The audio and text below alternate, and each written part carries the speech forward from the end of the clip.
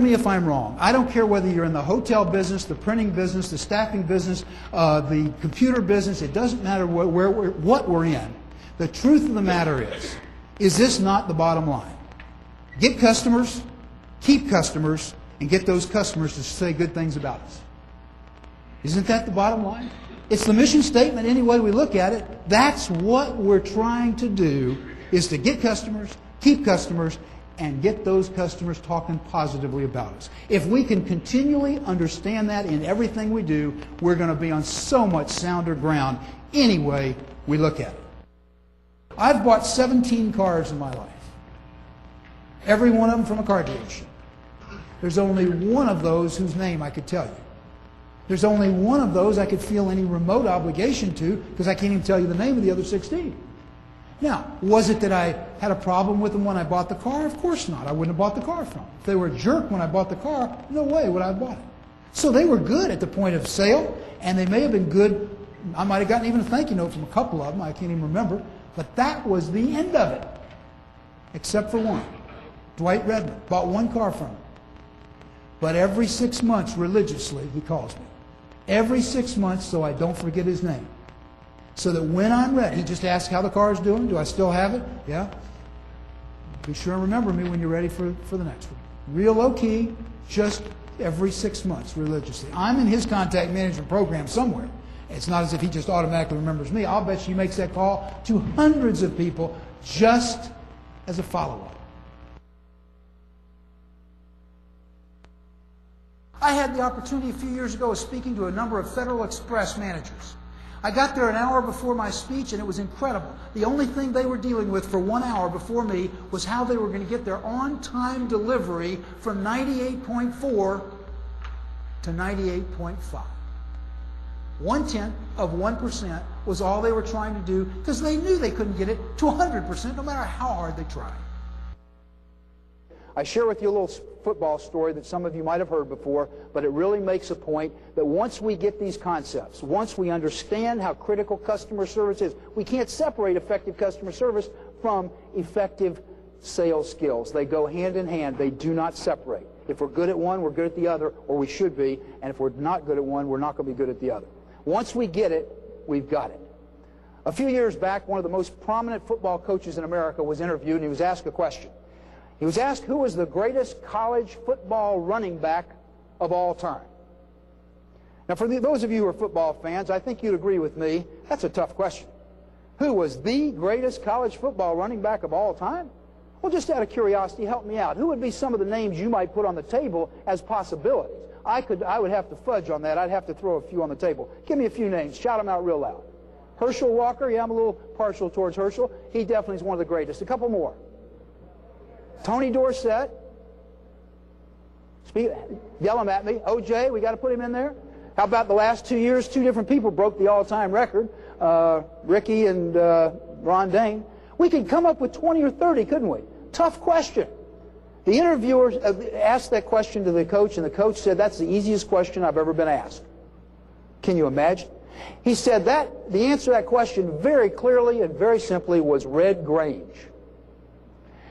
Now, for any of us that follow college football, we know that back in Red Grange's day, he averaged about 1,000 yards a year as a running back.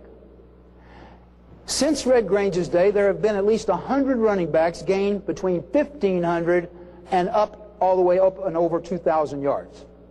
How in the world could this coach say Red Grange? The interviewer asked him that. How could you say that with all those players that did so much better than Red Grange ever did? And the coach said for 3 reasons. Number one, when Red Grange was playing ball, he was gaining his 1,000 yards in a season of 7 or 8 games. Today, when they're gaining 1,500, 1,800, 2,000 yards, they're doing it in a season of no less than 11 games, sometimes 12, and in some rare cases 13. They ought to be gaining more yards if they're playing that many more games. The interviewer said, I'll buy that. Coach said, second reason, nobody will dispute the fact that the ball players today are in better physical shape than they were back then. They've got all kinds of techniques and technology, et cetera, et cetera. The interviewer said, well, I never thought about that.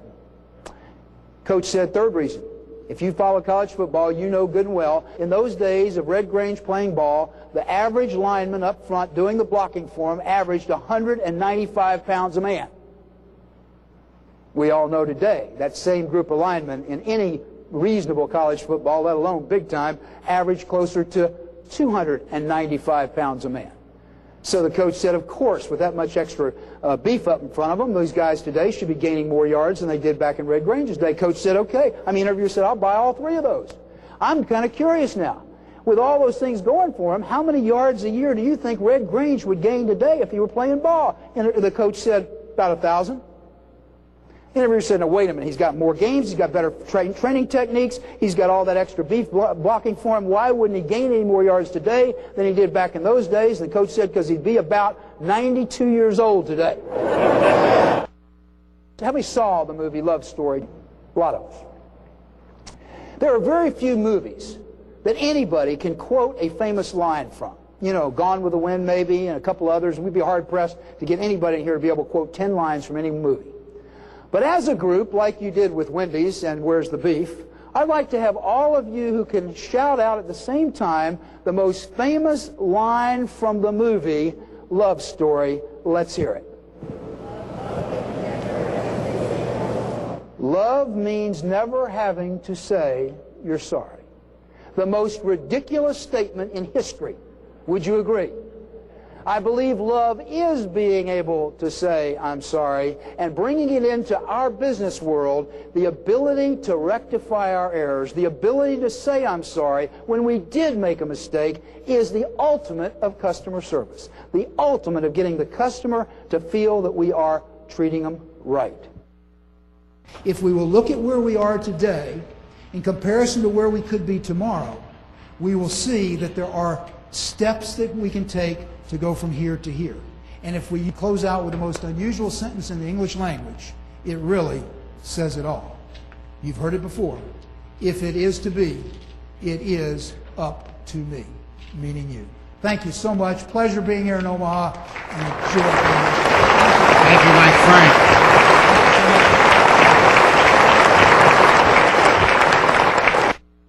Tonight, I have the honor to present for the Distinguished Award CPAE a man who has given over 3,000 speeches in 49 states and 6 countries. It makes you tired just to think of it.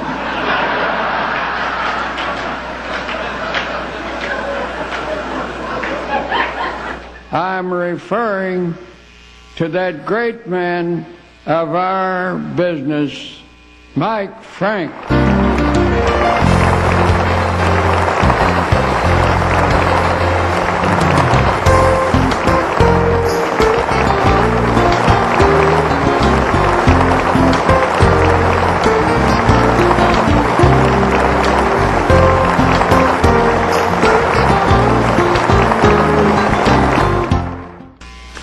There are times to speak and times to keep your mouth shut.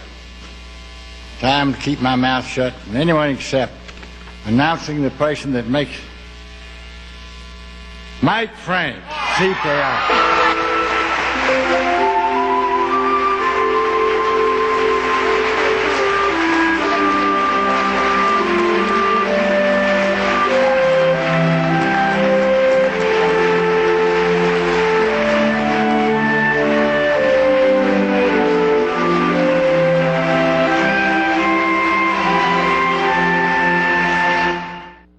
Olympic champion, Bob Richards. This is Bob Richards. I've known Mike Frank personally since 1966, and I've had the pleasure of speaking with him on numerous occasions. He's a dynamic salesman, manager, executive, trainer, and speaker. If you want a speaker with experience, credibility, and versatility, who likes to tailor his talk to your group, who is extremely reasonably priced and easy to work with, Mike Frank might be your man.